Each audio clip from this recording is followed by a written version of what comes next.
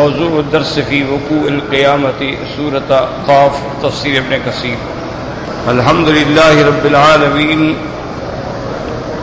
والصلاة والسلام علی اشرف الانبیاء وسید المرسلین سیدنا محمد وعلی آلہ واصحابہ اجمعین۔ اللہم صل علی سیدنا محمد وعلی آل سیدنا محمد كما صليت على إبراهيم وعلى آل إبراهيم في العالمين إنك حميد مجيد۔ أعوذ بالله من الشيطان الرجيم، بسم الله الرحمن الرحيم۔ وَلَقَدْ خَلَقْنَا الْإِنسَانَ وَنَعْلَمُ مَا تُوَسْوِسُ بِهِ نَفْسُهُ ونحن أقرب إليه من حبل الوريد إذ يتلقى المتلقيان عن اليمين وعن الشمال قعيد ما يلفظ من قول إلا لديه رقيب عتيد۔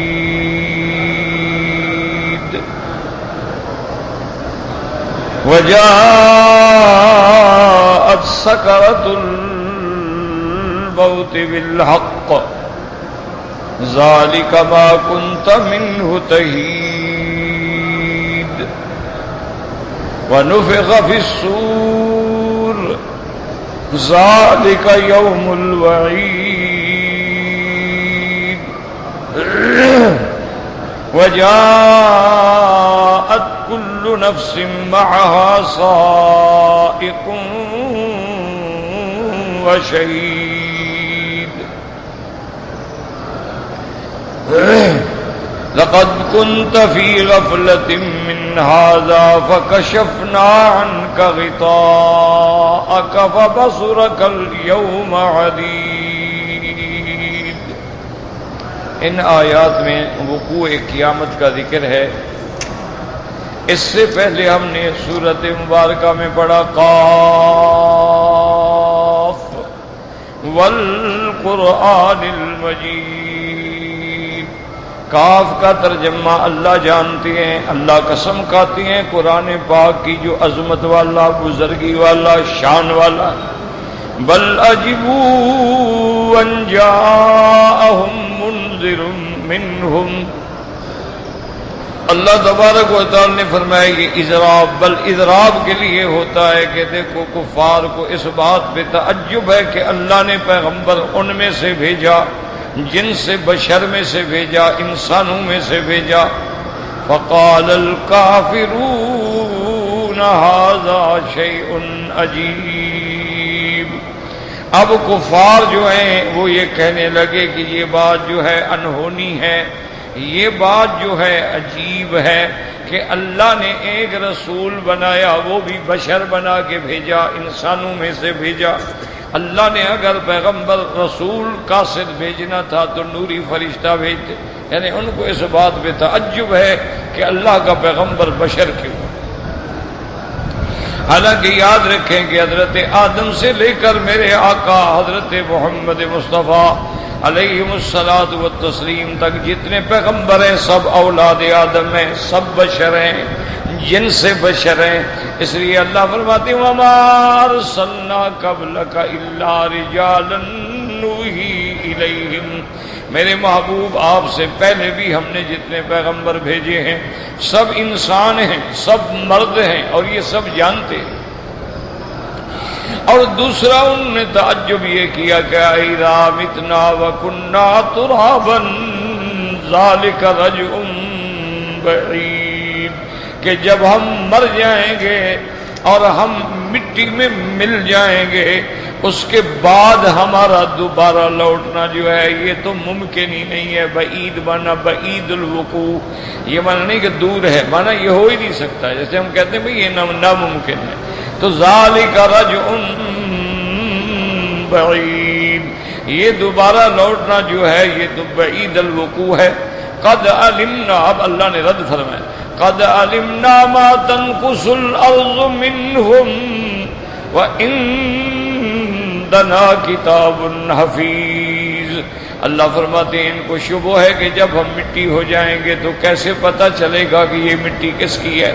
اللہ نے فرمایا ہم تو یہ بھی جانتے ہیں کہ تمہارے اجزاء میں سے مٹی کتنا کتنا کھا رہی ہے، اور ہمارے پاس تو اپنے کتاب میں بھی ہر چیز لکھ کے رکھ دی ہے. قد علمنا ما تنقص الارض منهم وعندنا کتاب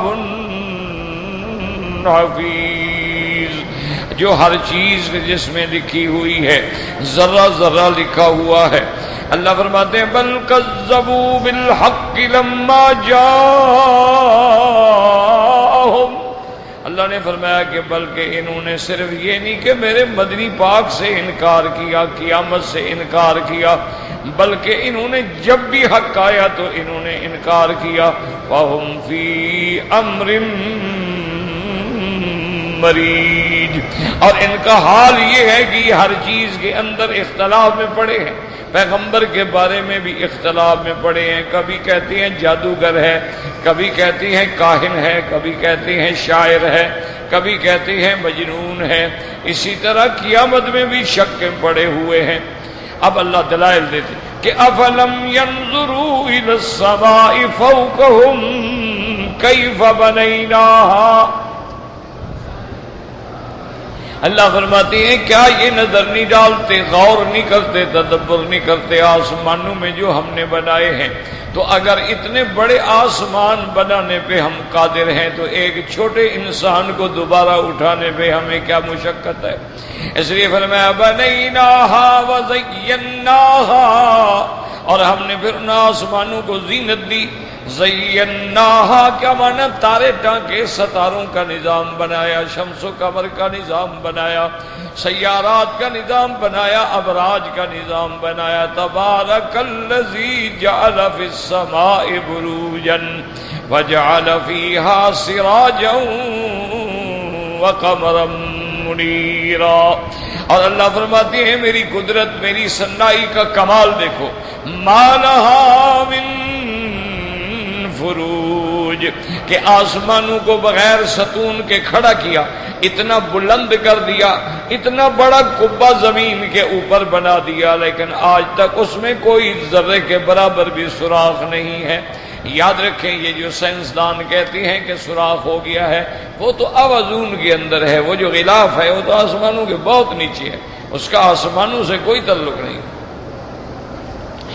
اس لیے فرماتے ہیں والارض مددناہا. اللہ فرماتے ہیں جس زمین پہ تم چلتے ہو، رہتے ہو، بستے ہو، کھاتے پیتے ہو، اسی پہ غور کرو یہ کس نے بچھائی ہے. والارض مددناہا، اور زمین جس کو ہم نے بچھا دیا تیرے لیے. وَأَلْقَيْنَا فِيهَا رَوَاسِيَ، اور ہم نے اس میں پہاڑوں کے بوجھ رکھ دیے تاکہ زمین حرکت نہ کرے، مضطرب نہ ہو. وَأَلْقَيْنَا فِيهَا رَوَاسِيَ وَأَنبَتْنَا فِيهَا مِن كُلِّ زَوْجٍ بَهِيجٍ، اور ہم نے زمین کے اندر ہر قسم کے پھل، ہر قسم کے نباتات، ہر قسم کے ثمرات، بڑے حسن المنظر، بڑے خوبصورت کے دیکھنے میں بھی آدمی کو مزہ آئے، پیدا کیے. اور یہ ساری چیزیں کیا ہیں؟ تبصرۃ وذکریٰ لکل عبد منیب. یہ ساری چیزیں دلالت ہیں، یہ ساری چیزیں یاد دلانے والی ہیں ہر اس بندے کو جو اللہ کی طرف رجوع کرنے والا ہے. اس کے لیے یہ ساری چیزیں جو ہیں ان سب کے اندر اللہ کی قدرت کی نشانیاں ہیں. وفی کل شیء لہ آیۃ تدل علی انہ واحد. اللہ نے ہر چیز میں نشانی رکھی ہے جو چیخ چیخ کے کہہ رہی ہے کہ وہ وحدہ لا شریک ہے، وہ قادر مطلق ہے، وہ مختار ہے، وہ متصرف ہے، وہ فعال لما یرید ہے، یفعل ما یشاء و یحکم ما یرید، اس کی صفت ہے. ہر چیز کے اندر نشانیاں ہیں. امام راضی رحمت اللہ علیہ جو بہت بڑے امام ہیں معقولات کے بھی، اور انہوں نے تفسیر قرآن بھی لکھی ہے اور بڑی کتابیں لکھی، بڑا آدمی گزرا ہے. وہ فرماتی ہیں کہ مجھے دل میں ایسے خیال آ گیا کہ اللہ کا شکر ہے کہ اللہ نے ہمیں علم دیا، ہم نے قرآن پڑھا، حدیث پڑھی، کتابیں پڑھی، دلائل دیکھے، لیکن ایک عام جاہل آدمی جو ہے بیچارہ، اس کو اللہ کی توحید کے دلائل کا کیا پتہ لگے گا؟ اس کے لیے تو بڑا مسئلہ ہے نا، تو جاہل ہے۔ فرماتے ہیں میں اسی دھن میں کھڑا ہوا تھا کہ ایک آدمی آ رہا تھا، اس کے کندھے پہ مہار تھی اور پیچھے 2-4 اونٹوں کی قطار تھی۔ میں نے اس کو روکا، سلام کیا، پوچھا کہ بھائی آپ کون ہیں؟ اس نے کہا جی میں فلان ہوں، اللہ کا شکر ہے میں مسلمان ہوں۔ میں نے کہا بھی بڑی خوشی ہوئی تم مسلمان ہو، مجھے یہ بتاؤ کہ خدا کی ذات پر کہ اللہ ہے، موجود ہے، اس پر تمہارے پاس کیا دلیل ہے؟ دہریہ کہتا ہے خدا نہیں ہے، وہ کہتے ہیں یہ سارا کچھ جو ہے یہ ایک حادثہ ہے، حادثہ ہوا پیدا ہو گیا، حادثہ ہوگا یہ چیزیں مٹ جائیں گی۔ وہ کہتے ہیں کوئی خدا نہیں ہے، نعوذ باللہ۔ تو تم کیا سمجھتے ہو کہ خدا ہے؟ اس نے کہا مولوی صاحب بالکل خدا ہے۔ تو میں نے کہا اللہ کے بندے اگر خدا ہے تو کوئی دلیل تو دو نا اس پر کہ یہ دلیل ہے کہ خدا ہے۔ راضی فرماتے ہیں اس نے بڑی سخت آنکھوں سے مجھے دیکھا اور کہنے لگا کہ یہ کیا ہے؟ میں نے کہا یہ تو اونٹ کا مینگنی ہے، بعرۃ الابل، یعنی اونٹ کے جو فضلہ نکالا ہے وہ ہے۔ میں نے کہا اچھا وہ کیا پڑا ہے؟ میں نے کہا یار یہ معلوم ہوتا ہے بکریوں کی ریوڑیاں ہیں۔ اور اس نے کہا مولوی صاحب ایک چھوٹا سا بعرہ جو ہے یعنی اونٹ کی مینگنی اتنی سی ہے، وہ دلالت کرتی ہے کہ یہ اونٹ کی ہے، اور ایک بکری کی چھوٹی چھوٹی گندی ریوڑیاں ہیں جو دلالت کرتی ہیں کہ یہ بکری کا ہے۔ گوبر ہے وہ دلالت کرتا ہے کہ یہ بھینس یا گائے کا ہے۔ تو البعرۃ تدل علی البعیر، یہ بارہ تو اونٹ کی نشانی ہے، یہ سارا عالم اس خدا کی نشانی نہیں ہے۔ انہوں نے کہا کیسے آدمی ہو یار؟ ہم جنگل میں جاتے ہیں دیکھتے ہیں کہ بھئی یہاں پر یہ بیعار پڑے ہیں، ہاں بھئی اونٹ گزرے ہیں، حتیٰ کہ بعض لوگ عرب جو تھے نا وہ اونٹ کا جو مینگنی ہے اس کو توڑتے تھے، توڑ کے دیکھتے بھئی اس میں کوئی کھجور کی گٹھلی تو نہیں، کھجور کی گٹھلی، وہ کہتے ہاں یہ مدینے کی طرف سے آئے ہیں یا خیبر کی طرف سے ہیں، جو کھجوریں تو وہاں ہی ملتی ہیں اونٹوں کو کھانے کے لیے۔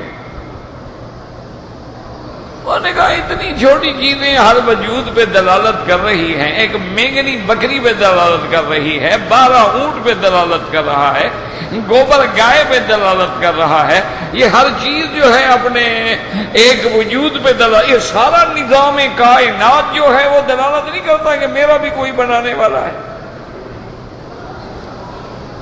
تو راضی کہتے ہیں مجھے دلی خوشی ہوئی، میں نے کہا الحمدللہ ثم الحمدللہ، واقعی توحید جو ہے نا یہ عقیدہ انسانی فطرت کے ساتھ تعلق رکھتا ہے۔ آدمی کتنا بڑا جاہل ہو خدا کو مانتا۔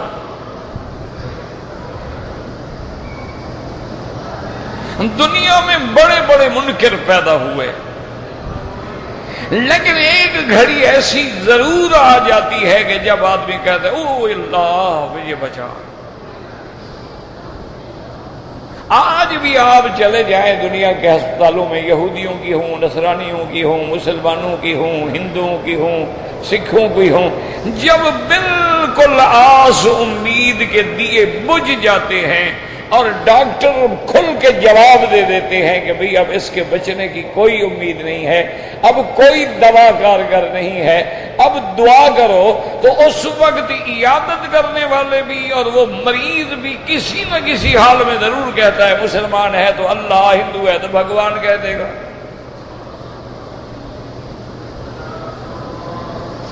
اس کا تصور بھی وہی ہے، بھگوان کا معنی اس کے نزدیک بھی خدا ہے۔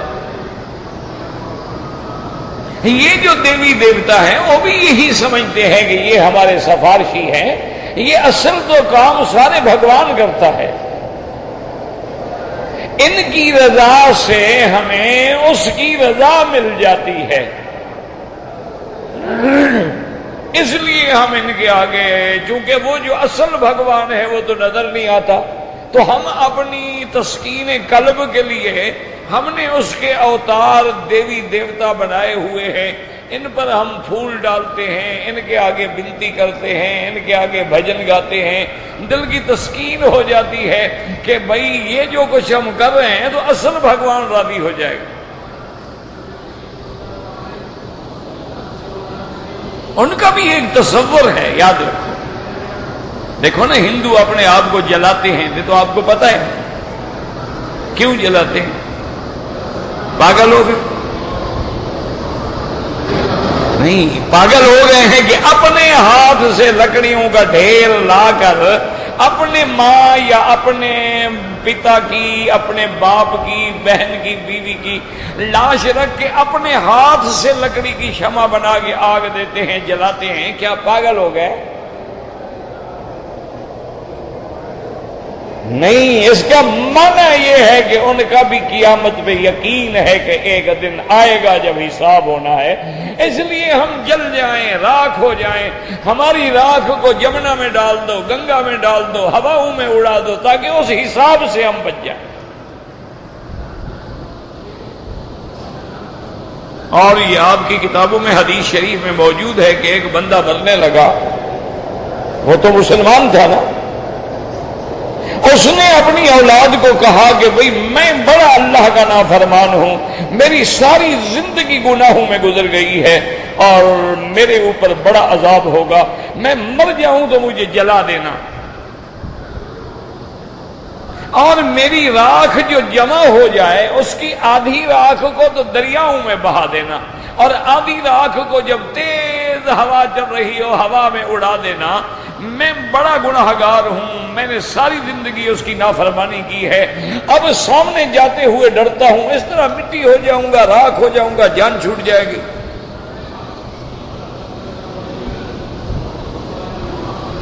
مر گیا. اولاد نے اس کی وصیت کے مطابق ان کو جلا دیا. کسی نے ہاتھ لگایا ہوگا نا، ماشاءاللہ. اچھا، یہ ادھر سے گر جاتے ہیں، کبھی ادھر سے گر جاتے ہیں، کیا کرے یار تم ایک نیا خرید کے رکھ لو. یہاں کون سا آسمان؟ ایک ویر اور اس کے لگانے والا خود ایک خرید کر کے رکھ لو. لگا دیا. جب وہ گئے نکال کے ان کو دے دیا کہ بابا یہ تمہارا ورثہ اپنا لے جاؤ.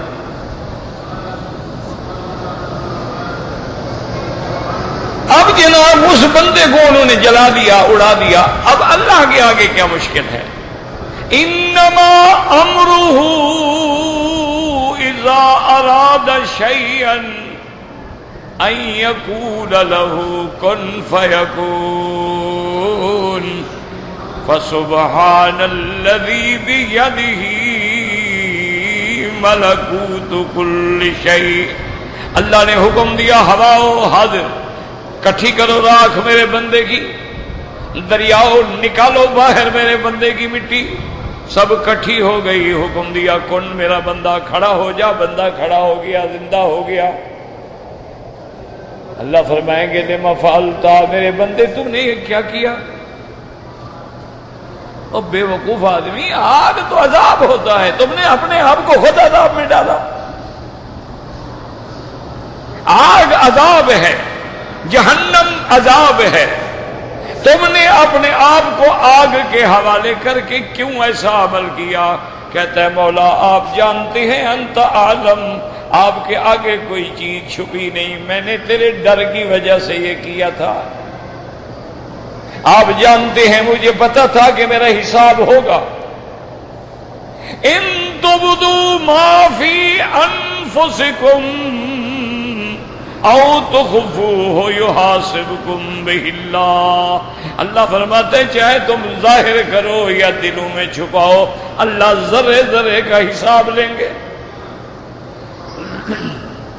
فمن یعمل مثقال ذرۃ خیرا یرہ ومن یعمل مثقال ذرۃ شرا یرا، اللہ فرماتے تیری ذرے کے برابر بھی نیکی ہوگی تو آئے گی، اور تیری برائی ہوگی تو وہ بھی ظاہر ہوگی، ہر چیز کا حساب ہوگا۔ اللہ تیرے ڈر سے میں نے کیا تھا، میں بڑا گناہگار تھا، میں ڈر گیا تھا، اس لیے میں نے اپنی اولاد کو نصیحت کی تھی۔ اللہ فرمائیں گے میرے بندے تو مجھ سے ڈر گیا تو میری رحمت سے تیرا بیڑا تر گیا، جاؤ میں نے معاف کیا۔ اللہ اکبر۔ تو اب دیکھیں گے وہ بچ گیا تو دیکھیں اگر وہ اس نے کیوں جلایا تھا، ہندو بھی اسی لیے اپنے آپ کو جلاتے ہیں، ان کو بھی پتا ہے کہ وہ وقت آئے گا، ان کو بھی پتا ہے کہ حساب کتاب ہوگا، لیکن اگر ہم جل جائیں گے تو بچ جائیں گے، جیسے قرآن مقدس میں آتا ہے وَيَقُولُ الْكَافِرُ يَا لَيْتَنِي كُنتُ تُرَابًا۔ اللہ فرماتے ہیں قیامت والے دن ہم انسانوں کو بھی زندہ کریں گے، جانوروں کو بھی زندہ کریں گے، پھر جانوروں کو بھی ایک دوسرے سے حساب کریں گے، بدلہ دلائیں گے۔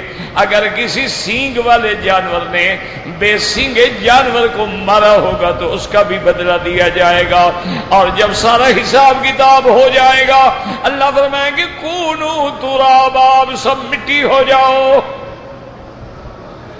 تو سب جانور جو ہیں وہ پھر مٹی ہو جائیں گے، کہ ان کو تو جنت میں نہیں بھیجنا نا، جنت جہنم میں تو انسان جائیں گے اور جن جائیں گے۔ اب جب وہ مٹی ہو جائیں گے تو عذاب سے تو بچ گئے نا جی، تو اس وقت کافر کہے گا ہائے کاش میں بھی مٹی ہو جاتا۔ بعض علماء کہتے ہیں وَيَقُولُ کافر یا لیتنی، اس کافر سے مراد ابلیس ہے، ابلیس لعین کہے گا کہ کاش میں مٹی ہو جاتا تاکہ عذاب سے بچ جاتا۔ اور بعض علماء نے اس کا ایک اور قول بھی نقل کیا، وہ فرماتے ہیں وَيَقُولُ الْكَافِرُ يَا لَيْتَنِي كُنتُ تُرَابًا، جب دیکھے گا بدبخت ابلیس لعین دیکھے گا اولاد آدم اور حضور کی امت جنت میں جا رہی ہے تو وہ حسرت کرے گا، کہے گا ہائے کاش میں نے جو مٹی کے بنے آدم پہ اعتراض کیا تھا کاش میں بھی مٹی ہوتا، میں اعتراض نہ کرتا تو آج بچ جاتا۔ میں اس دن میں نے تکبر کیا تھا نا، اگر میں تکبر نہ کرتا تواضع اختیار کر لیتا، میں آدم کو سجدہ کر لیتا تو میں بھی جہنم کی آگ سے بچ جاتا۔ یقول الکافر یا لیتنی کنت ترابا، اللہ فرماتے ہیں والارض مددناہا، دیکھو ہم نے زمین تیرے لیے کیسے بچھائی ہے،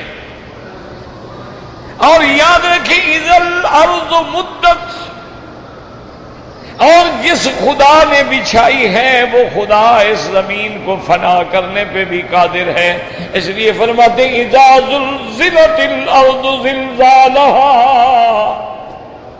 واخرجت الارض اثقالها، اور کسی جگہ اللہ فرماتے ہیں الم نجعل الارض مہادا والجبال اوتادا وخلقناکم، اس لیے قرآن کہتا ہے ظالمہ غور تو کرو، زمین میری پہ چلتے ہو۔ اللہ اکبر۔ اللہ فرماتے ہیں اس انسان کو دیکھو، قرآن ہے نا یا ایھا الانسان ما غرک بربک الکریم الذی خلقک فعدلک فسواک، اللہ پاک سے کیوں تکبر کرتا ہے، غرور کرتا ہے، جس نے تجھے پیدا کیا ہے اس سے تو غرور کر رہا ہے۔ اس لیے اللہ تبارک و تعالیٰ فرماتے ہیں ظالمو میری زمین پہ چلتے ہو، میرے آسمان کے نیچے رہ کے پھر میری نافرمانیاں کرتے ہو، مجھے چھوڑ کے قبروں پہ سجدے کرتے ہو۔ اللہ فرماتا ہے ڈرو میری بغاوت سے، ڈرو، زمین میری ہے کہ پیروں کی ہے، آسمان میں نے بنائے ہیں کہ تیرے بزرگوں نے، تیرے پیری فقیروں نے بنائے ہیں، اور اگر تھوڑا غور کرے تو تیرے پیر فقیر جو ہیں ان کو کس نے بنایا ہے؟ اللہ فرماتے ہیں کیا کر رہے اتنے بڑے باغی ہو کہ میرے گھر میں رہ کے میری نمک کھا کے. دیکھو نا بندہ کسی کے ساتھ احسان کرتا ہے, گھر میں رکھتا ہے, کمرہ دیتا ہے, کھانا دیتا ہے, وہ کوئی غلطی کرے تو کہتے ہیں یار تم بڑے نمک حرام ہو, میرا کھانا کھاتے ہو, میرے گھر میں رہتے ہو, پھر مجھے بکواس کرتے ہو. اس لیے اللہ یہ نشانیاں دیتے ہیں کہ آسمانوں پہ نظر ڈالو کس نے بنایا, زمینوں پہ نظر ڈالو کس نے بچھایا, اور پھر اسی زمین پہ رہتے ہو, اسی کی اگائی ہوئی کھیتیاں کھاتے ہو, اسی سے جو پھل نکلتے ہیں ان کے مزے اڑاتے ہو, اور یہ سب کچھ کرنے کے بعد میرے نافرمان بن جاتے ہو. کبھی زنا میں لگے ہو, کبھی شراب میں لگے ہو, کبھی شرک میں لگے ہو, کبھی بدعات میں لگے ہو, کبھی غیر اللہ کو پکارنے میں لگے ہو. اللہ فرماتے ہیں ظالمو خیال کرو. اور ایک حدیث قدسی میں آتا ہے اللہ فرماتے ہیں من لم يرضى برضائي ولم يقضى بقضائي فليطلب ربا سوائی. اللہ فرماتے ہیں اگر تو میری قضا پہ راضی نہیں, میری رضا پہ راضی نہیں, نکل جاؤ میری زمین سے, جاؤ کوئی اور خدا تلاش کرو, اس کے ملک میں جا کے رہو. تو کہاں نکلو گے جناب؟ کبھی سوچا بھی ہے کہاں نکلو گے؟ اور جن کو ہم نے داتا بنا دیا, مشکل کشا بنا دیا ہے, حاجت روا بنا دیا ہے, جن کو ہم پکارتے ہیں یا علی مدد, ادھر کیا کہتے ہیں علی شہید ہو گیا. اللہ فرماتے ہیں مدد کرنے والا تو خود قتل ہو گیا, تو اپنی مدد نہ کر سکا تیری مدد کرے گا. مدد کرنے والوں کے بیٹوں کے قصے سنا کے لوگوں کو رلاتے ہو کہ کربلا میں شہید ہو گئے, پیاسے شہید ہو گئے, علی اکبر شہید ہو گیا, علی اصغر شہید ہو گیا, مسلم ابن عقیل کے بچے شہید ہو گئے, زین العابدین بیمار ہو گیا, حضرت حسین کے سر کو لا کے ابن زیاد کے قدموں میں ڈالا گیا. ادھر وہ سناتے ہو, ادھر کہتے ہو علی مشکل کشا, مولا علی حاجت روا. جس نے حسین کی مشکل کشائی نہیں کی وہ تیرے کس کام آئے گا؟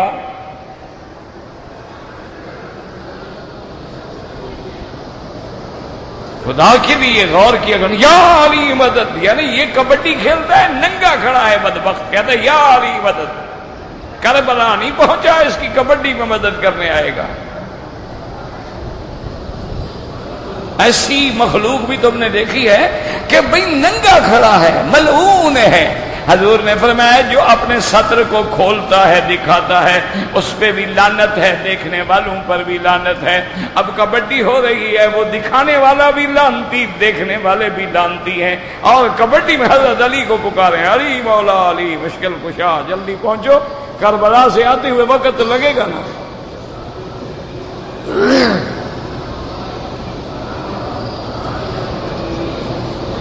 خدا کا خوف کرو, اللہ سے ڈرو. یہ کوئی ایسا مسئلہ ہے جو تمہیں سمجھ نہیں آتا.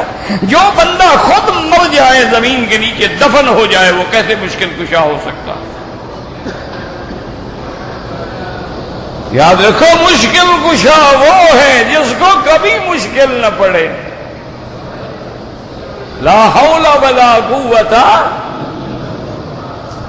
جس پہ کبھی مشکل نہ پڑے اور جس کی مدد سے کسی بن کام نہ ہو, وہ مولا ہے, وہ مشکل کچھ. اس لیے اللہ نے فرمایا میرا مدنی اعلان کر کے کہہ دو قل لا املک لنفسی ضرا ولا نفعا الا ما شاء اللہ. یہ اللہ کا قرآن ہے, یہ کچی روٹی پکی روٹی نہیں ہے.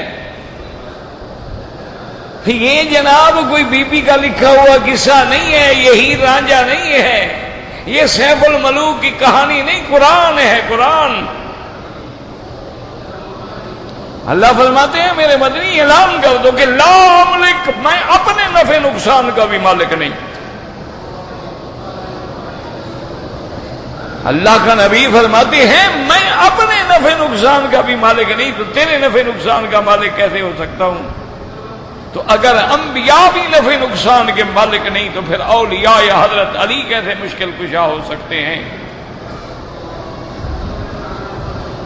اپنے عقیدوں کو درست کرو. کھڑے ہوتے ہیں قبروں پہ ہاتھ باندھ کے, یعنی یقین کریں، میری باتوں کو چھوڑ دیں، آپ کو مولوی مکی کی باتیں بڑی سخت لگتی ہوں گی، لیکن خدا کے لیے تم کعبے میں بیٹھے ہو، میں تم سے ایک درخواست کرتا ہوں، جب اپنے ملک میں جاؤ کسی قبر پر، کسی مزار پہ، حضرت علی ہجویری کی مزار ہے، پاک پٹن ہے، اسی طرح اچ کے اندر مزاریں ہیں، اسی طرح شہباز قلندر ہیں، عبداللہ غازی ہیں، اسی طرح ہندوستان میں نظام الدین اولیاء ہیں، معین الدین اجمیری ہیں، سلیم الدین چشتی ہیں، اور اللہ کے بزرگ ہیں، ان کی مزاروں پہ جا کے دیکھو، ایمان سے وہ بندے جس عقیدت میں قبر پہ کھڑے ہوتے ہیں کعبے میں بھی کھڑے نہیں ہوتے۔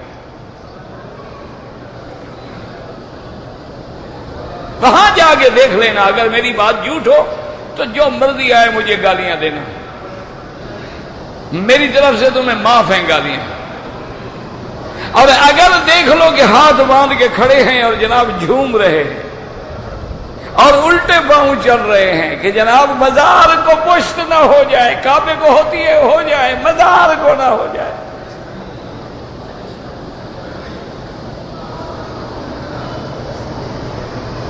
الٹے پاؤں چل رہے ہیں، کعبے کا دروازہ سونے کا لگا، انہوں نے کہا فکر نہ کرو، ہم بھی مزاروں پہ سونے کے دروازے لگا دیتے ہیں،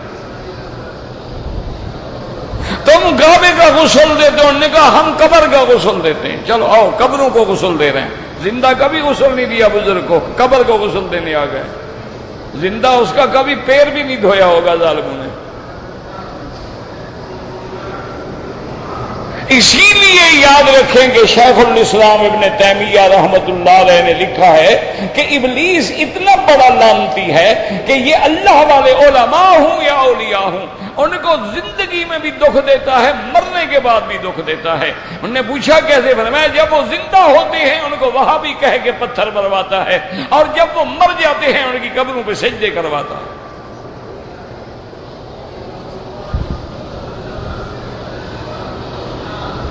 جب وہ زندہ ہوں کہیں گے جناب دیکھو وہاں بھی میلاد کا منکر، صحیح میلاد شریف کا منکر۔ اب اس کون پوچھے اس سے بابا یہ میلاد شریف کا حکم اللہ نے دیا، رسول اللہ نے دیا، ابو بکر عمر عثمان و علی نے دیا ہے یا تیرا گھڑا ہوا ہے؟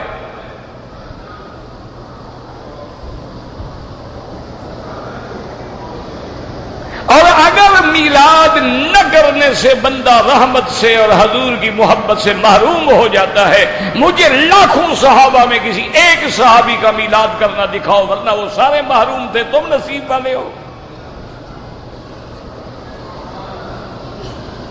اللہ فرماتے ہیں تمہیں سمجھ ہی نہیں آتی، میری زمین میں نے تمہارے لیے بچھائی ہے، میں نے اس میں پہاڑ جمائے ہیں، میں نے اس کے اندر تمہارے لیے کھیتیاں اگائی ہیں، اور دیکھو کیسی رنگ برنگی کھیتیاں ہیں، زمین ایک ہے، پانی ایک ہے، کنواں ایک ہے، کاشتکار ایک ہے، لیکن اس میں بیج مختلف ڈالے گئے ہیں، کہیں گلاب کھلا ہے، کہیں نرگس کھلا ہے، کہیں جناب دیکھو تو کوئی اور پھول کھلا ہے، پھر ہر پھول کا اپنا رنگ ہے، پھر ہر پتے کا اپنا رنگ ہے، پھر ان کے اندر جو گلکاری ہے بتاؤ یہ کس نے کی ہے؟ نہ ایمان سے کہو تم نے گلاب کا پودا قلم لگا دی، اس کے اوپر گلاب لگ گیا، ٹھیک ہے، یہ کس پیر نے لگایا ہے؟ اس میں رنگ کس نے بھرا ہے؟ پیر صاحب نے بھرا ہے، اچھے پینٹر تھے ماشاءاللہ،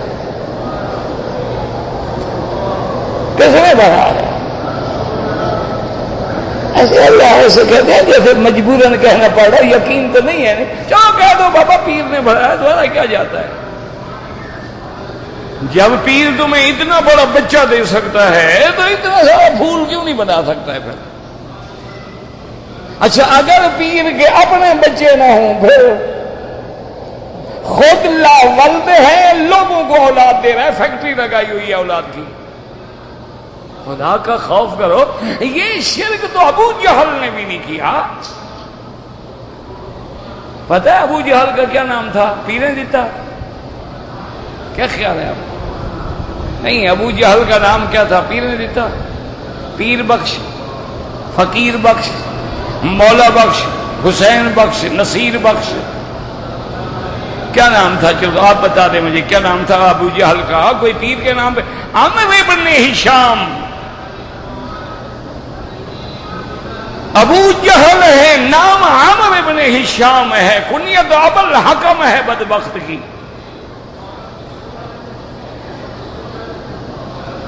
او اللہ کے بندے، یعنی تم اندازہ کرو کہ انہوں نے بھی کبھی ایسے نام نہیں رکھے تھے جو تم نے رکھے ہیں، ان کے تصور میں نہیں تھا۔ بعد عیسائیوں نے نام رکھے ہیں عبد المسیح، بعض مشرکین نے اپنے آپ کو عبد العزیٰ بھی کہا ہے، لیکن اکثر ان کے آپ نام دیکھے تو حیران ہو جائیں گے۔ اب حضور کے والد کا نام کیا ہے؟ اس وقت شریعت تو آئی نہیں تھی، آپ کا نام عبداللہ ہے۔ اچھا اماں کا نام کیا ہے؟ آمینہ ہے۔ تو اس وقت تو ابھی اسلام ہی نہیں آیا، نبوت ہی نہیں آئی، حضور پاک ابھی پیدا ہی نہیں ہوئے، وہ تو پہلے سے نام چلا رہا ہے نا۔ حضور کے ساتھ جو کافر صلح کرنے کے لیے آیا تھا، معاہدہ کر رہا تھا حدیبیہ میں، اس کا کیا نام تھا؟ سہیل ابن عمرو۔ سہیل، حارثہ، زید ابن حارثہ، زید ابن خزاعہ، سعد ابن عبادہ۔ انہوں نے تو کبھی نام نہیں رکھے کہ یہ پیریں دیتا ہے، یہ جناب ہمیں، یعنی پیروں نے خود دیا ہے، پیریں دیتا، پیر نے دیا۔ اللہ فرماتا ہے بچے کون دیتا ہے؟ اور اللہ کہتا ہے میں دیتا ہوں، یہ کہتے ہیں نہیں پیریں دیتا، پیر دیتا ہے، تو اس کے کفر میں بھی کوئی شک ہے؟ نہیں، خدا کہتا ہے میں دیتا ہوں، یہاں بولے میں یشاء اناسا، میں جس کو چاہوں لڑکی دوں، جس کو چاہوں لڑکیاں دوں، جس کو چاہوں جوڑے دوں، جس کو چاہوں نہ دوں۔ تو اللہ فرماتا ہے کہ میں دیتا ہوں۔ کہتے ہیں نہیں اللہ میاں آپ نہیں دیتے، آپ دیتے ہوں گے نیک لوگوں کو، لیکن مجھے تو پیر صاحب نے دیا ہے، میں ان کے پاس گیا تھا، انہوں نے مجھے پیر صاحب نے مجھے۔ وہ کہتے ہیں نا کہ ایک آدمی حضرت جیلانی کے پاس آیا تو ان سے کہا کہ حضرت میری اولاد کے لیے دعا کریں، تو کہتے ہیں انہوں نے مراقبہ کیا اور کہا کہ بھائی لوح محفوظ میں تیری اولاد ہے ہی نہیں، لکھی ہوئی نہیں، میں کیا کروں؟ دیکھو پہلے تو پیر کو عالم الغیب ثابت کیا نا کہ آنکھیں بند کی، لوح محفوظ دیکھ لیا۔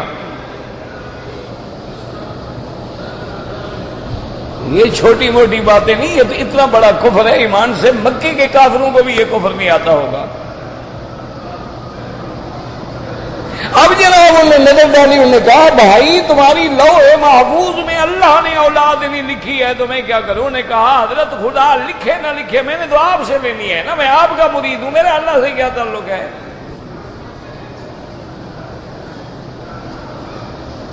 انہوں نے کہا اچھا میاں تنگ کرتے ہو تو چلو ہم لکھ دیتے ہیں لوح محفوظ۔ سنو دیکھو اچھا لوح محفوظ ہے اللہ میاں کا، جب چاہے کوئی دیکھ لے، جب چاہے لکھ دے۔ قرآن کہتا ہے محفوظ ہے، کس بات سے محفوظ ہے؟ وہ تو پیروں سے ہی محفوظ نہیں۔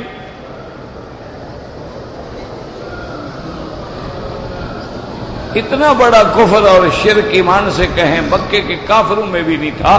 یہ جو زمزم پیتے ہو نا، یہ زمزم گم ہو گیا تھا، بارش آئی نا، سیلاب آیا تو اس کے جو چشمے آ رہے تھے نا وہ ہٹ گئے راستے سے، وہ ہٹ گئے، اب زمزم ہے نہیں۔ تو عبد المطلب نے منت مانی تھی، کس کی منت مانی تھی؟ پیر کی؟ نہیں، سیدھی بات کرو، یہ نہ کہنا قیامت میں کہ ہمیں مکی صاحب نے توحید نہیں سنائی تھی۔ نہ مانو تمہاری مرضی، میں کوئی ٹھیکیدار ہوں؟ میرے ذمہ بیان کرنا ہے، نہ مانو، لاکھ دفعہ جا کے قبروں پہ ٹکریں مارو، لیکن قیامت میں یہ نہیں کہو گے کہ ہمیں مسئلہ سمجھایا نہیں گیا۔ اب جناب دیکھیں منت مان رہا ہے، کسی بت کی منت مانی تھی، حبل، لات، عزا، منات کی نہیں، منت مان رہا ہے کعبے میں کھڑے ہو کے، کہتا ہے اللہ میاں زمزم گم ہو گیا ہے، مہربانی کر اگر زمزم مل جائے نا تو میں اپنا ایک بیٹا تیرے نام پہ ذبح کروں گا۔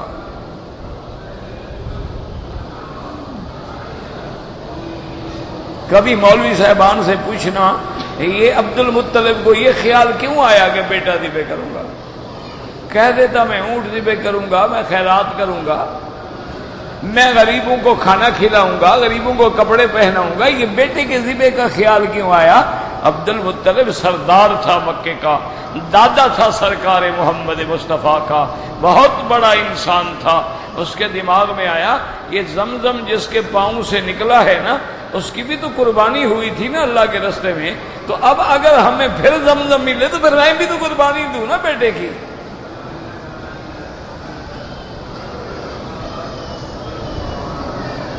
بھئی زمزم ملا اسماعیل کے قدموں میں، تو اسماعیل کی تو اللہ نے حکم دیا نا ذبح کرو۔ تو اس لیے عبد المطلب نے سوچا کہ زمزم کو اتنا بڑا مقام ہے، اگر مجھے یہ ملے تو پھر میں بھی بیٹے کی قربانی دوں گا۔ تو بیٹے کی قربانی دی اور منت مانی اللہ کے نام پر۔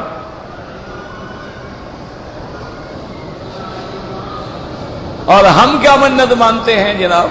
ہم کہتے ہیں ہمارا کام ہو جائے تو ہم پیر کی مزار پہ جا کے اٹا گھٹا چڑھائیں گے، دیگیں پکائیں گے اور حضرت کے نام پہ وہاں تقسیم کریں گے، اور 9 راتہ بیٹھیں گے اور بغیر جوتے پہنے ہوئے سندھ سے ملتان والے پیروں کے پاس جائیں۔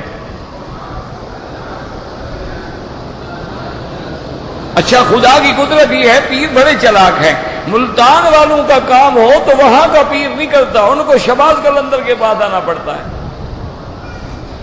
اور ہمارے سندھ والے بھائیوں کو کام پڑ جائے، ان کا سندھ والے نہیں کرتے، ان سے بائی کاٹ کے ان کو ملتان جانا پڑتا ہے۔ اصل کیا ہے کہ بھی وہ مجاوروں نے ٹھیکہ بنایا ہوا ہے تاکہ ٹرانسپورٹ بھی چلتی رہے، ہمارا پیسہ بھی بنتا رہے، ورنہ کوئی فائدہ زیادہ ہوتا نہیں ہے۔ ادھر ادھر آئیں گے جائیں گے، گاڑیاں کرایہ، ٹریکٹر ڈرائیور، دکانیں، بازار، کھانا پینا۔ اچھا پھر مقامی آدمی کیا دے گا؟ باہر سے آئے گا تو نظر نیاز بھی چڑھائے گا نا۔ یہ تو سارا مجاوروں کا چکر ہے میرا بھائی۔ اسی لیے قرآن کہتا ہے وَالْأَرْضَ مَدَدْنَاهَا وَأَلْقَيْنَا فِيهَا رَوَاسِيَ وَأَنبَتْنَا فِيهَا مِنْ كُلِّ زَوْجٍ بہیج تبصرة وذکرى، لیکن کس کے لیے؟ لِكُلِّ عَبْدٍ مُنِيبٍ وَنَزَّلْنَا مِنَ السَّمَاءِ مَاءً مُبَارَكًا فَأَنبَتْنَا بِهِ جَنَّاتٍ وَحَبَّ الحصید۔ ہم نے آسمان سے برکت والا نفع والا پانی اتارا اور تیرے لیے ہم نے باغ پیدا کیے، تیرے لیے ہم نے وہ کھیتیاں پیدا کی جو کاٹ کے تیرے کام آتی ہیں۔ والنخل باسقات لها طلع نضید، لمبی لمبی کھجوریں پیدا کی جن کے گچھے گندے ہوئے ہوتے ہیں۔ یہ کیوں پیدا کی؟ رزقا للعباد، تاکہ میرے بندوں کا رزق بنے۔ وَأَحْيَيْنَا بِهِ بَلْدَةً مَيْتًا، اور پانی برسا کے مردہ زمینوں کو زندہ کیا۔ كَذَلِكَ الْخُرُوجِ، اور یاد رکھو میرے بندے اسی طرح تمہیں بھی زمینوں سے دوبارہ کھڑا کروں گا۔ كَذَّبَتْ قَبْلَهُمْ قَوْمُ نُوحٍ وَأَصْحَابُ الرَّسِّ وَثَمُودَ۔ اللہ فرماتے ہیں مکے والوں تم سے پہلے قوم نوح گزری ہے، قوم رس گزرے ہیں، سمود گزرے ہیں، عاد گزرا ہے، فرعون گزرا ہے، لوط کے بھائی گزرے، انہوں نے بھی تکذیب کی۔ وَأَصْحَابُ الْأَيْكَةِ وَقَوْمُ تُبَّعٍ، اور وہ جنگل والے اور قوم تبع یمن والے سب نے تکذیب کی۔ کُلٌّ کذب الرسل، انہوں نے میرے رسولوں کی تکذیب کی۔ وحق وعید، ان پہ میرا عذاب پھر کھڑا ہو گیا۔ افعینا بالخلق الاول بل ہم فی لبس من خلق جدید، کیا ہم نے جو پہلے جہان بنایا اس کے بنانے سے کوئی ہم عاجز آ گئے کہ اب دوبارہ بنانے سے عاجز ہوں گے؟ اللہ فرماتے ہیں میرے بندے میری تو شان یہ ہے کہ وَلَقَدْ خَلَقْنَا الْإِنسَانَ، تحقیق ہم نے پیدا کیا انسان کو۔ وَنَعْلَمُ مَا تُوَسْوِسُ بِهِ نَفْسُهُ، اور جو اس کے دل کے اندر وسوسے آتے ہیں ہم ان کو بھی جانتے ہیں۔ وَنَحْنُ أَقْرَبُ إِلَيْهِ مِنْ حَبْلِ الْوَرِيدِ، اور ہم تو تیری شارگ سے بھی زیادہ قریب ہیں۔ واللہ اعلم۔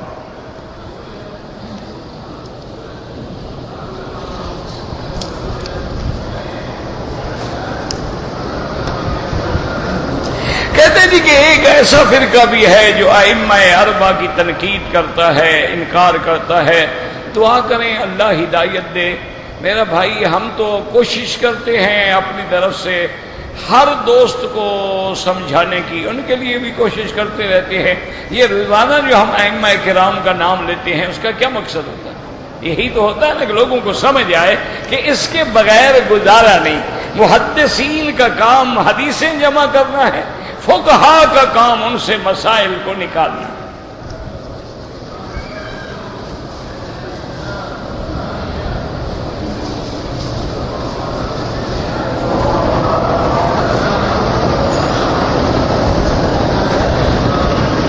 نہیں، اگر جو باپ ایک ہے نا میرا بھائی، اگر باپ الگ الگ ہیں، باپ ایک ہو تو پھر تو وہ بیٹے بھائی ہو. اگر اس عورت کے پہلے شوہر سے کوئی اولاد ہے پھر تو کوئی حرج نہیں، وہ تو اس کے بیٹی بیٹیاں نہیں ہیں نا، اس سے تو رشتہ ہو سکتا ہے. لیکن اگر دونوں کی ماں ایک ہو پھر بھی نہیں ہو سکتا.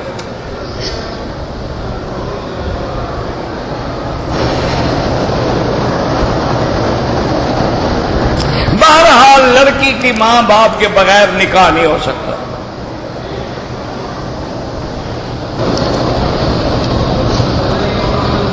کہتے ہیں کہ جی جو لوگ مکے میں آتے ہیں حج عمرے کے لیے، حج عمرے سے فارغ ہونے کے بعد مکہ میں یا مدینہ پاک میں میاں بیوی آپس میں مل سکتے ہیں، تو آپ کا کیا خیال ہے؟ مکے مدینے میں جو بچے پیدا ہوتے ہیں اوپر سے گرتے ہیں؟ نہیں، آخر یہ سارا کام مولوی مکی نے کرنا ہے؟ تمہیں اللہ نے دماغ نہیں دیا ہے؟ نہیں، ساری جو یہاں مخلوق پیدا ہو رہی ہے یہ اوپر سے گرتی ہے، زمین سے اگتی ہے. وہ بابا اسی لیے تو یہاں 4 شادیاں کرنی پڑتی ہیں، زمزم ہے.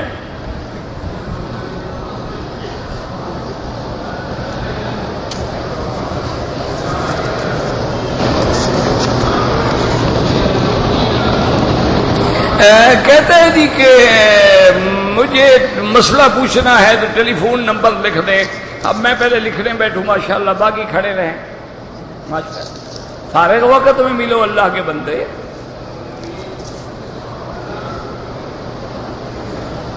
احرام کی حالت میں گلوز ولوز نہیں پہن سکتی. اگر عورت کے ہاتھ پہ دستانہ نہیں ہے اور مرد کو لگ جائے تو وضو ٹوٹے گا. صرف امام شافعی رحمت اللہ علیہ کے نزدیک مس المرأة جو ہے وہ ناقض وضو ہے، باقی ائمہ کے نزدیک نہیں ٹوٹتا ہے.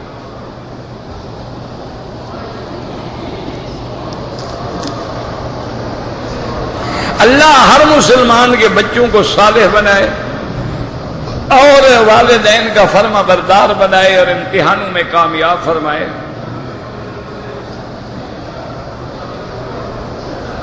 ہم ایک فیکٹری میں کام کرتے ہیں، ہمارے گھر سے وہ فیکٹری 140 کلومیٹر دور ہے. آپ مسافر ہیں، جب بھی آپ 78 کلومیٹر کا سفر کریں گے مسافر ہو جائیں.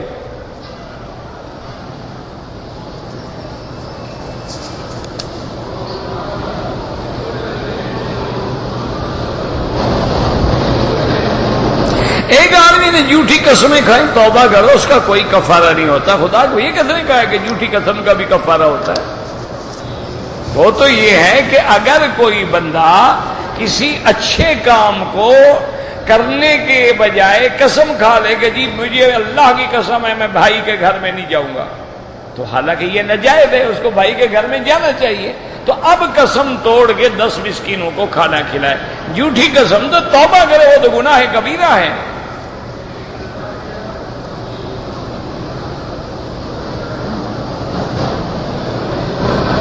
کہتے ہیں جی کہ ہم سونے کا کاروبار کرتے ہیں، سونے سے زکوٰۃ دیں یا آپ کی مرضی ہے، سونا زکوٰۃ میں دے دیں یا سونے کی قیمت لگا کر 2.5% دے دیں.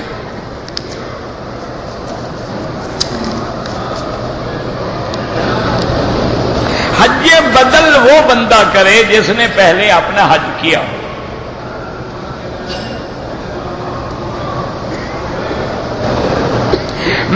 ہم نے اپنا عمرہ کر لیا ہے، لیکن جب مدینہ منورہ سے آپ آئیں گے تو مدینہ منورہ میقات ہے، ہر حال میں احرام باندھ کے آئیں.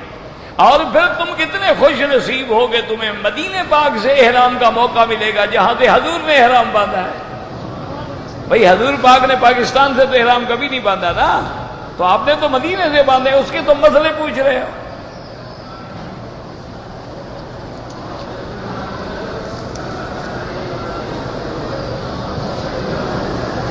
پتہ نہیں کیا لکھتے ہو، پڑھا بھی تو نہیں جاتا نا میرا بھائی۔ ہمارے یہاں پر بہت اپنے اور میرے پتہ نہیں کیا لکھتے ہیں۔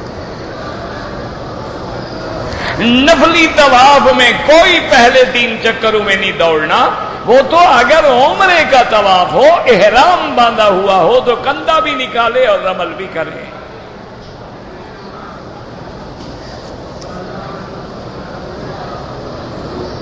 کہتے جی کہ ہمارے ملک میں ایک جماعت ہے جو انبیاء کی حیات کے قائل نہیں، اللہ ان کو ہدایت دے، ہم دعا کر سکتے ہیں اور کیا کر سکتے ہیں۔ بہرحال جمہور امت کا یہ مسلک ہے کہ انبیاء اور شہداء زندہ ہیں اور اللہ نے ان کو حیات دی ہے، اور جس کا قرآن شاہد ہے۔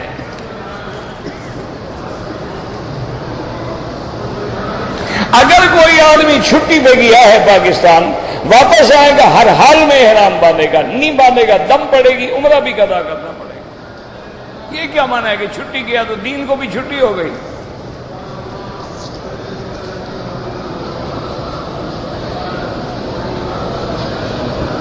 کہتے ہیں جی کہ اگر میں عمرہ کر لوں تو میرے سر پہ میری بہن یا بھابھی اس طرح پھیر سکتی ہے؟ بھابھی کیوں پھیرے جناب؟ بھابھی آپ کا کیا رشتہ ہے اس سے؟ وہ تو غیر محرم ہے، شرم کرو، بھابھی سے سر منڈواؤ گے؟ ہاں بیٹی ہے، بہن ہے، ماں ہے، وہ بیوی ہے، کوئی بات نہیں، لیکن بھابھی تو غیر محرم ہے، اس کے لیے تو آپ سے دور رہنا انتہائی ضروری ہے۔ حضور نے فرمایا کہ دیور تو موت ہوتا ہے۔ یہ اچھا عمرہ کر رہے ہو کہ بیوی بھی کٹے تو بھابھی صاحب بھی کٹے، ایک کمرے میں لیٹ رہے ہو، یہ کون سا عمرہ ہے؟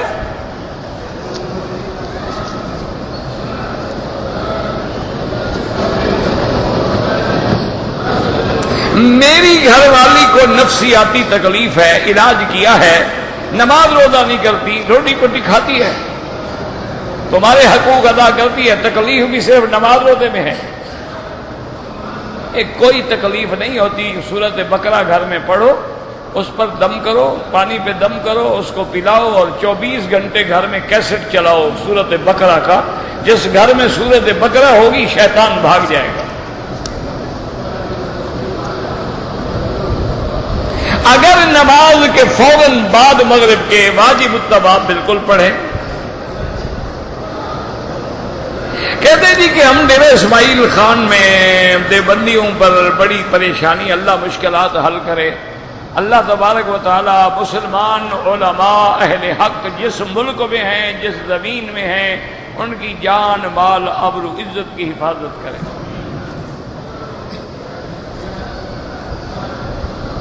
کہتے جی کہ ایک آدمی کی 2 بیویاں ہیں، وہ دونوں کو انصاف کرتا ہے، خرچہ، وقت، لباس، لیکن ایک سے محبت زیادہ ہوتی ہے تو کوئی بات نہیں۔ وہ تو حضور نے خود کہا کہ اللہم انی اعدل فیما املک، آپ نے فرمایا میرا اللہ میں اس میں عدل کرتا ہوں جو میرے بس میں ہے، اور جو میرے بس میں نہیں ہے کہ دل میں کسی سے زیادہ التفات ہے، یہ تو میرے بس میں نہیں، دل تو آپ کے ہاتھ میں ہے۔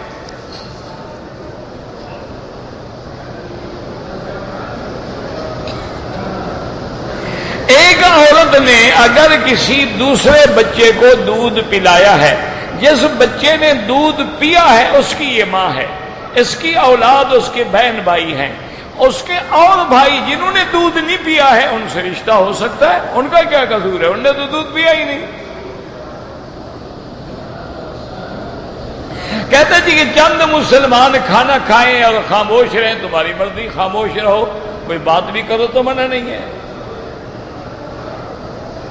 کہتے جی کہ غار ہرا پہ صرف پاکستانی جاتے ہیں اور مسلمان نہیں جاتے، تو اپنی اپنی محبت ہے، عقیدت ہے، ایک شوق ہے، محبت ہے کہ اسی غار میں حضور آئے تھے۔ دیکھو نا پورے مکے میں تو پتہ نہیں لگ سکتا نا کہ حضور کے قدم کہاں آئے، لیکن وہاں تو ایک جگہ محدود ہے۔ کہ اسی جگہ حضور بیٹھے تو اچھی بات ہے، لیکن یہ بھی نہیں ہے کہ وہاں جا کے بدعت کرو۔ کہتے ہیں کہ یہودی خاموش ہو کے کھانا کھاتے ہیں، میری کو ان سے برادری ہے، میں ان کے ساتھ کھانا کھاتا رہتا ہوں۔ تم جا کے تجربہ کر دیکھو، پتہ نہیں نہ تمہیں فکر کیوں پڑ گیا ہے کہ کھانا خاموش ہو کے کھاؤ گے یا بولتے ہوئے کھاؤ گے۔ مسلمان ہم بولو جائز ہے، خاموش رہو جائز ہے، کوئی مسئلہ ہی نہیں ہے، تمہیں کیوں چکر پڑا ہوا ہے؟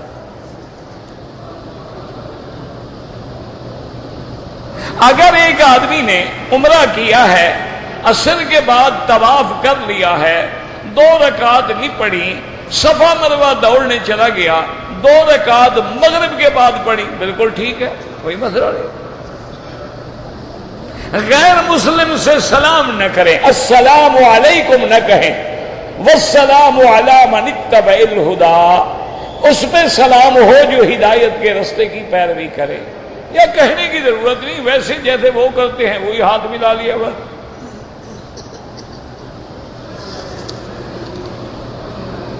رات کو سوتے وقت وضو کر کے سونا چاہیے، بالکل افضل ہے، سنت ہے کہ آدمی باوضو ہو اور قرآن پڑھے اور آیات پڑھے اور سورتیں پڑھے اور دعائیں پڑھے، آیت الکرسی پڑھے اور سو جائے، تاکہ خدا نہ کرے موت آ جائے تو کم از کم پاک تو ہو۔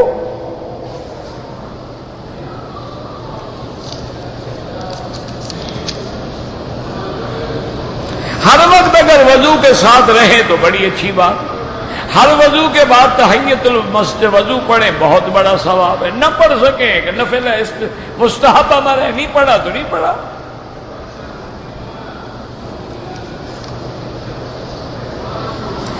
سورج طلوع ہونے کے 20 منٹ کے بعد اشراق کی نماز کا وقت ہوتا ہے۔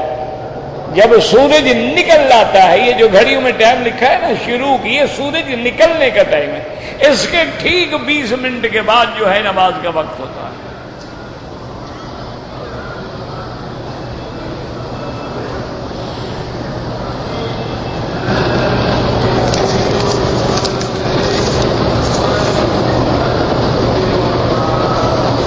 پتہ نہیں، میرا انتظار کر رہی، پتہ نہیں کیا ہے، مجھے سمجھ نہیں آیا۔ تقویٰ ٹریول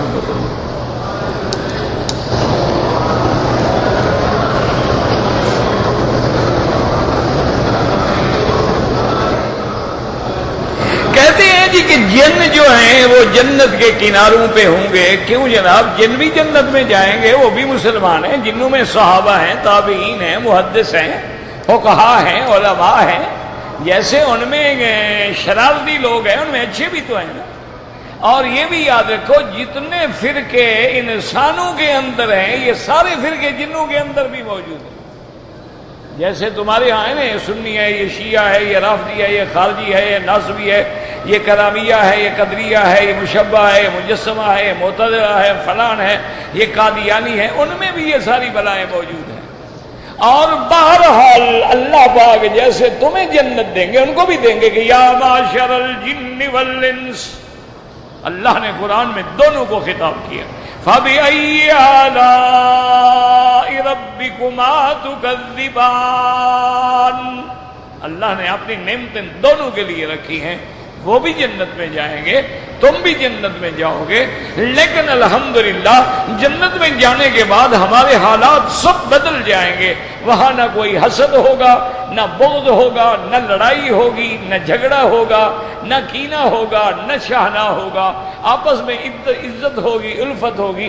ان کے لیے اللہ الگ انتظام کریں گے، ہمارے لیے اللہ الگ۔ کوئی جنت چھوٹی چیز ہے؟ جنت ارضھا کالسماوات والارض، یعنی آسمانوں اور زمینوں کو اگر بچھا دیا جائے، ایک جنت کا عرض بنے گا، طول تو اللہ جانتا ہے کتنا بڑا ہوگا۔ اللہم صلی علی سیدنا محمد وعلی آل سیدنا محمد کما صلیت علی ابراہیم وعلی آل ابراہیم فی العالمین انک حمید مجید۔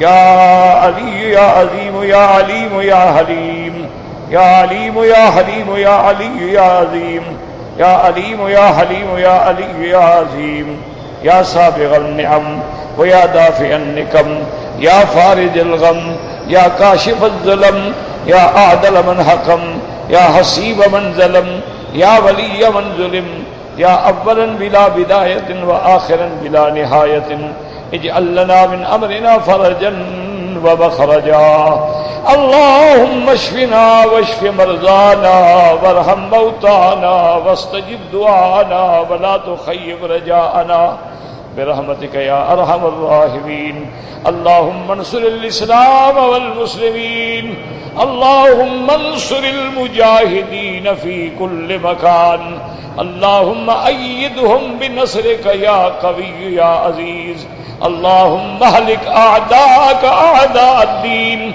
اللهم أنزل عليهم بأسك الذي لا يرد عن القوم المجرمين، اللهم إن اليهود قد طغوا وبغوا وأفسدوا في الأرض، اللهم اهلكهم، اللهم اقتلهم، اللهم اقتلهم بددا وأحصهم عددا ولا يغادر منهم أحدا، اللهم احفظ سائر بلاد المسلمين، هذا البلد الأمين فاجعلها آمنا مطمئنا سخاء رخاء إلى يوم الدين، یا اللہ مسجد اقصی کی حفاظت فرما،